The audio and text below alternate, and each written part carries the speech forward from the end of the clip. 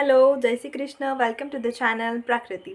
आज हम पढ़ने वाले हैं आमल की। सबसे पहले आपको ये बता दें कि द्रव्य गुण में हमारे पास टोटल 97 ड्रग्स हैं, जिसका पहला ड्रग आज हम पढ़ने जा रहे हैं, जिसको बोलते हैं हम आमल की, जिसका बॉटनिकल नेम होता है एम्बलिका ऑसिफिनालिस। तो चलो आज इसके बारे में थोड़ा सा ब्रीफ में समझते हैं, है ना। उसके बाद हम इसकी डिटेल में जाएंगे और इसके सारे जो पॉइंट्स हैं उसको हम कवर करेंगे और आपका रिविजन भी अच्छे से करवाएंगे। चलो लेट्स गेट स्टार्टेड। तो चलो, हमने जैसे आमलकी पढ़ा तो देखिए नोट से, आमलकी एम्बलिका ऑसिफिनालिस, हमने इसका पार्ट यूज़ किया फल। हमने मेनली इसमें जो पत्तियां होती है या फिर प्लांट होते हैं, इसमें से हम सबसे ज़्यादा जो पार्ट यूज़ करते हैं वो आमलकी का जो पार्ट यूज़ करते हैं वो फल है। इसका रस पंचक हमने जैसे कि देख लिया था कि ये अम्ल प्रदोषक है, यानी कि सबसे पहले जो इसमें अम्ल रस प्रधान है, लवण वर्जित पंचरस, जैसे कि हमने पीजी के क्वेश्चन में हमने इसको पढ़ा था कि पीजी के लिए बहुत ज़्यादा इंपॉर्टेंट है। फिर इसका गुण याद किया था कि रुक्ष लघु सर, जो कि वात को बढ़ाने वाले यानी कि वातवर्धक गुण को भी बढ़ाने वाले हैं, तो हमने इसके गुण पढ़े थे। विपाक हमने पढ़ लिया था मधुर है, वीर्य हमने पढ़ा था शीत वीर्य। बॉटनिकल नेम्स की तरफ बढ़ते हैं तो बॉटनिकल नेम्स जो है, सबसे पहले हमने एम्बलिका ऑसिफिनालिस पढ़ा, पर इसका सेकेंड नेम भी है जो कि फाइलेंथस एम्बलिका। अगर संस्कृत की बात करें तो जो आम्लकी शब्द बना है वो अम्ल रस प्रधान युक्त होने के कारण आम्लकी पड़ा है। ऑसिफिनालिस का मतलब होता है कि जो इजीली अवेलेबल हो जाए, यानी कि जो मार्केट में जो है वो इजीली अवेलेबल हो जाए, इसलिए हमने इसको बोला है एम्बलिका ऑसिफिनालिस। उसके बाद अगर इंग्लिश नेम की बात करें तो हमारे पास है इंडियन गूसबेरी, हिंदी में इसे आंवला आमला कहा जाता है। इसकी फैमिली अगर हम देखें तो है फाइलेंथेसिए फैमिली। क्या है? फाइलेंथेसिए फैमिली। और इसकी एक और फैमिली, क्योंकि यूफोर्बिएसी है तो इसी के अंदर यूफोर्बिएसी फैमिली के अंदर आता है। अगर इसकी क्लासिफिकेशन की बात करें, क्लासिफिकेशन इंपॉर्टेंट है, ध्यान रखिएगा, क्योंकि ये अलग अलग आचार्य के अनुसार है, इसलिए ये इंपॉर्टेंट होते हैं। आचार्य चरक के अनुसार हम मेहंदी पढ़ते हैं और आचार्य सुश्रुत के अनुसार हम ज़्यादातर पढ़ते हैं, ठीक है। तो आचार्य चरक ने बताया है हमें वर्ग, जैसे कि मैंने आपको पहले बता दिया था कि आचार्य चरक ने वर्ग बताया है और आचार्य सुश्रुत ने गण बताया है। आचार्य चरक ने जो हमारी व्याधियाँ होती है बेसिकली, क्योंकि फादर ऑफ मेडिसिन चरक कहे जाते हैं, तो ज़्यादातर जो व्याधियाँ होती हैं उनकी जो असर करने वाले जो द्रव्य है उन पर काम किए, जैसे कि कुष्ठग्न, तो कुष्ठग्न वर्ग बनाया। कास रहित जो भी बीमारियाँ होती है उसके रिलेटेड जो द्रव्य बताया, तो कासहर में आंवला बहुत अच्छा श्रेष्ठ हमारा द्रव्य है। विरेचनोपग वर्ग, ज्वरहर, यानी कि ज्वर के जो कारण होते हैं उसके जो हमें इलाज में देना चाहिए वो ज्वरहर। और वय स्थापन, ये बहुत इंपॉर्टेंट है, सबसे ज़्यादा इंपॉर्टेंट जो है वय स्थापन, ये ज़्यादातर पीजी क्वेश्चन में पूछा जाता है। वय स्थापन यानी कि वय को बढ़ाने वाला, यानी कि आयु, या फिर हमारी कह सकते हैं तो जो हमारी एजिंग है उसको कम करने वाला और एजिंग को मेंटेन करने वाला जो होता है वय स्थापन। अगर आम्लकी में आपसे पूछा जाए कि क्या हो सकता है जो हमारे वय स्थापन के लिए सबसे इंपॉर्टेंट ड्रग्स है, और अगर हमें एक ड्रग चुनना हो तो आम्लकी इज़ द बेस्ट ड्रग। आगे हम बढ़ते हैं आचार्य सुश्रुत की तरफ। तो आचार्य सुश्रुत ने गण बताया, जैसे कि आपको मैंने बता दिया। अब गण क्या होते हैं? गण होते हैं 10। जैसे हमने कोई भी गण ले ली, जैसे इसमें देखिए कि पुरुष का आदि गण, तो ये परुष से स्टार्ट हो गया, उसके बाद 10 नाम है परुष का आदि गण, ठीक है। परुषक आदि गण में परुषक आदि गण, अम्लक्य आदि गण, है ना। तो अम्लक्य आदि गण जो है इसमें बहुत इंपॉर्टेंट है। फिर भाव प्रकाश निघंटु, हम इसमें भाव प्रकाश निघंटु क्यों पढ़ते हैं? क्योंकि जो हमारे द्रव्य गुण है वो देन ही भाव प्रकाश जी के अनुसार है, इसलिए हम भाव प्रकाश जी के अनुसार भी पढ़ेंगे। तो क्या है? हरितक्य आदि वर्ग उन्होंने दिया है। अगर हम गुण की बात करें, पहले तो हमने जैसे कि पढ़ लिए गुण, क्योंकि हमने शॉर्ट फॉर्म में पहले पढ़ा था। अब हम इसको डिटेल में पढ़ेंगे, तो गुण हमने पढ़े। अब इसका एक अच्छा सा श्लोक है और श्लोक के द्वारा आपको पूरा आम्लकी जो है वो पूरी तरीके से मैं समझा दूंगी। जैसे अम्लम सुमधुरम तिक्तम कषाय कटुकम सरम चक्षुष सर्वदोषग्न वृष्या आम्लकी फलम हंति वाद तत्वात पित्तम माधुर्य शेतम कपम रक्ष कषायवात फलेभ्यो अधिक्यभ्यो। अब इतना बड़ा श्लोक है, कैसे याद करेंगे? ठीक है, तो मैं इसको बहुत इजी लैंग्वेज में आपको समझाती हूँ। तो सबसे पहले हमने पढ़ा कि जो अम्ल यानी कि जो आम्लकी है वो पंचरसात्मक है, जो कि अम्ल है, अम्ल डोमिनेंट है, और बाकी के साथ सह मतलब साथ में मधुर, तिक्त, कषाय, कटुक भी होते हैं। ये हमारे क्या हो गए? पंचरस। उसके बाद हमने पढ़े थे गुण, सरगुण, यानी कि फ्लोइंगनेस, चक्षुष्य, जो हमारी आई के लिए, बिकॉज विटामिन सी हमारी आइज के लिए बहुत अच्छा होता है, तो चक्षुष्य। सर्वदोषज्ञ, यानी कि वात, पित्त और कफ, तीनों दोषों को बैलेंस करके रखने वाला। वृश्यास, इट्स रियली वेरी इंपॉर्टेंट, वृश्यास यानी कि बल, हमारे बल को, हमारे वय को जो स्थापन करे वो वृश्यास। इन सब का फल कौन देता है? आम्लकी देता है।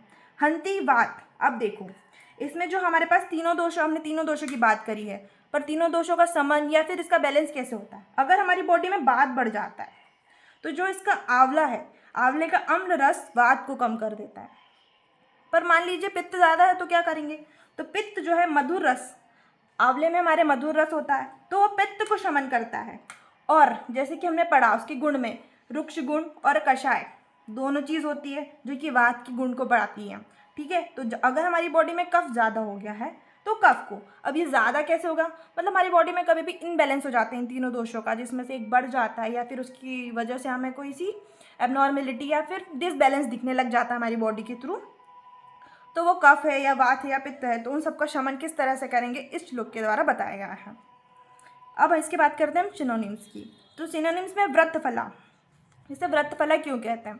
वृत्त यानी कि गोलाकार, राउंड यानी कि स्फेरिकल शेप में है, इसलिए इसको वृत्तफला कहते हैं। इसे आंवला कहा जाता है, आंवला। अमृतफलम, अमृतफलम क्यों? रिजुविनेटिंग एसिड, यानी कि किसी भी चीज़ को रिजुविनेट करना, यानी कि किसी चीज़ का स्थापन करना या फिर उसका ग्रोथ करवाना, उसको बोलते हैं rejuvenating power. Purifies the body, इसलिए हम इसे आंवला कहते हैं। कभी कभी आपने सुना भी होगा कि हम अम्ल रस प्रधान कोई भी चीज़ लेते हैं तो जिससे हमारी बॉडी जो है प्यूरिफाई या डिटॉक्सिफाई हो जाती है, तो इसकी वजह से। अमृता, अमृता यानी कि हमारे वयस्थापन रसायन के स्रोतस में काम आता है और हमारे तीनों दोषों को जो बैलेंस कर रहा है, तो ये अमृत के समान ही मानी गई है। और जातिफल इसे कहा जाता है। और धातुवर इसके कर्म है, यानी कि थेरेपेटिक इंडिकेशंस या थेरेपेटिक एक्शंस पर जाए तो क्या होगा? तो कर्म है, जैसे कि रसायन मैंने आपको बताया था, वयस्थापन आयु को बढ़ाने वाला, बल को बढ़ाने वाला रसायन। प्रमेय अग्न यानी कि डायबिटीज़ में जो बहुत अच्छे से काम आता है। वृश्या यानी बल को बढ़ाने वाला। रुच्य यानी कि अगर हमें खाने में अरुचि होती है तो खाने में रुचि बढ़ाने के लिए आंवला का यूज़ कर सकते हैं, तो ये रुच्य है। मेदोहर, इफ़ अगर आपकी बॉडी में कुछ मेद धातु ज़्यादा बढ़ चुकी है तो मेद को हरने वाला अगर हम आंवला डेली बेसिस पे यूज़ कर सकते हैं। या फिर प्रमेय रोगी जो होते हैं उनको ज़्यादातर बीमारी क्या बताई गई कि आपकी बॉडी में मेद बढ़ा हुआ है, तो मेदोहर इसी के कारण बताया गया है। केश, अगर बालों के लिए दिक्कत है तो हम आंवले की यूज़ कर सकते हैं। कुष्ठग्न यानी कि स्किन डिसीज में बेसिकली इसका यूज़ किया जाता है, इसलिए कुष्ठग्न होता है। अगर हम इसकी बात करें वयस्थापन, तो मेनली हमने बता दिया था कि पीजी क्वेश्चंस के लिए और इसके लिए, और मैं आपको बार बार बता रही हूँ कि वयस्थापन के लिए सबसे ज़्यादा इंपॉर्टेंट है और इसके एक्शन में सबसे इंपॉर्टेंट वयस्थापन है। अगर फार्माकोलॉजिकल एक्शंस, अगर फार्माकोलॉजिकल बात करें यानी कि फार्मा मतलब होता है मेडिसिन और एक्शन मतलब फार्माकोलॉजिकल एक्शन, ठीक है। तो एज अ मेडिसिन हमारी बॉडी में क्या रिएक्ट कर रहा है हम उसके बारे में बात करते हैं। इम्यूनोमॉड्यूलेटर यानी कि हमारी इम्यूनिटी को इन्हेंस करेगा। एंटीऑक्सीडेंट, एंटी माइक्रोबियल यानी माइक्रोबियल की जो है अपोजिट काम करेगा, है ना, माइक्रोब्स के। और पेनक्रियाटो प्रोटेक्टिव, ठीक है। तो पेनक्रियास किसके थ्रू, यानी कि हमारी जो प्रमेह बीमारी या डायबिटीज़ हो रही है बेसिकली इंसुलिन की वजह से हो रही है, तो डायबिटीज़ यानी कि डायबिटीज़ के अगेंस्ट जो काम करेगा वो आम्लकी काम करेगा। तो पेनक्रियाटो प्रोटेक्टिव यानी पेनक्रियास को प्रोटेक्टिव करने का काम भी जो करेगा वो आम्लकी करेगा। थेरापेटिक इंडिकेशन, अब देखो फार्माकोलॉजिकल एक्शन जो होते हैं उसका मतलब होता है कि जो हमारी बॉडी में काम किस तरह से कर रहा है जो भी हम ड्रग ले रहे हैं। और थेरापेटिक इंडिकेशन वो होता है कि हम किसी स्पेसिफिक बीमारी के लिए किसी को यूज़ कर रहे हैं, किसी ड्रग्स को, तो हम उसको बोलेंगे थेरापेटिक इंडिकेशंस। क्या है? रसायन हम पढ़ चुके हैं, प्रमेह, ज्वर में, और रक्तपित्त। अब रक्तपित्त में इसकी एक रिसर्च बताई जो मैं आपको आगे बताऊँगी। रक्तपित्त यानी कि हाइपरटेंशन के इंसान जो होते हैं। फिर अगर हम बात करें पांडु रोग में, पांडु रोग, पांडु का मतलब होता है एनीमिया। अगर एनीमिक पेशेंट देखें हम तो उसमें हम देख सकते हैं कामला, जॉन्डिस, शुक्र दौर्बल्य। इफ अगर किसी का स्पर्म काउंट जो कम है उसमें दे सकते हैं, दाह में दे सकते हैं। छर्दी यानी कि जब आपको वोमिटिंग ज़्यादा आ रही है तो रुचि बढ़ाने के लिए भी आप आम्लकी दे सकते हैं, केश के लिए अच्छा है। तो आदि चीज़ों में थेरापेटिक इंडिकेशन ये दिखाई देते हैं। अगर इसका आम्लिक प्रयोग, अब देखिए आम्लिक प्रयोग क्या होता है, यानी कि किसी स्पेसिफिक बीमारी के साथ हमें किसी को अनुपान में देना है तो हम कैसे दें, उसे हम कहते हैं आम्लिक प्रयोग। आम्लिक प्रयोग में सबसे पहले हम देखेंगे आम्ल की स्वरस, यानी कि स्वरस का मतलब होता है कि जो 5 से 6 मिनट तक इंस्टेंटली आपको लेना होता है। तो आम्ल की स्वरस को हमने लिया और उसके साथ हमने हरिद्रा पाउडर यानी कि हल्दी का पाउडर मिलाकर इसको दें मात्रा के अनुसार, तो ये बहुत अच्छा असर करेगा प्रमेह पेशेंट्स के लिए। और ज्वर की बात करें तो ज्वर अलग अलग तरीके के हो सकते, तो इसको देने से पहले सोचिए। ज्वर जैसे कि आम्ल स्वरस के साथ हम घृत के साथ उसको फ्राई करेंगे और उस घृत को दे अगर, तो ज्वर ठीक हो सकता है। एनीमिक पेशेंट को हम आंवले की चूर्ण के साथ हनी दे सकते हैं। ये तीनों ही बहुत ज़्यादा इंपॉर्टेंट है, इन्हें याद करना ही है। अब बात करते हैं हम इसके डोसेज की, कि इसका डोसेज हमें कितना देना चाहिए।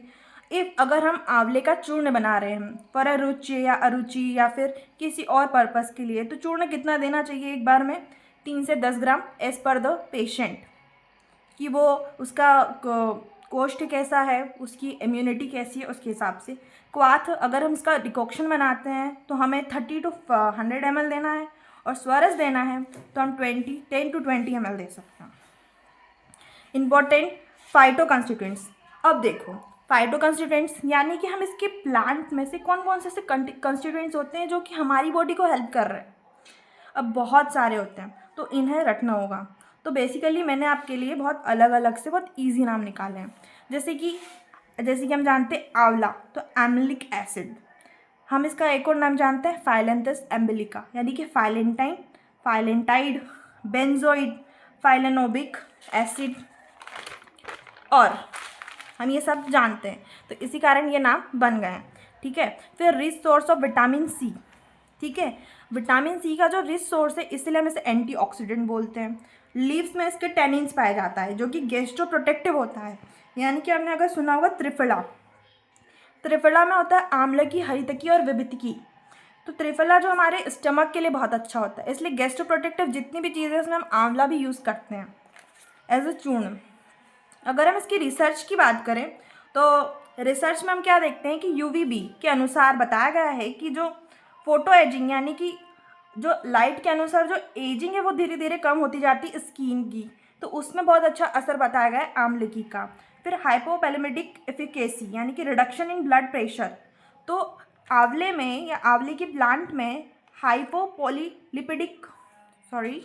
हाइपोलिपिडेमिक एफिकेसी बताई गई है, जिसके अनुसार ब्लड प्रेशर जो होता है वो मेंटेन किया जा सकता है, या फिर इफ बढ़ा हुआ ब्लड प्रेशर है तो उसे कम किया जा सकता है।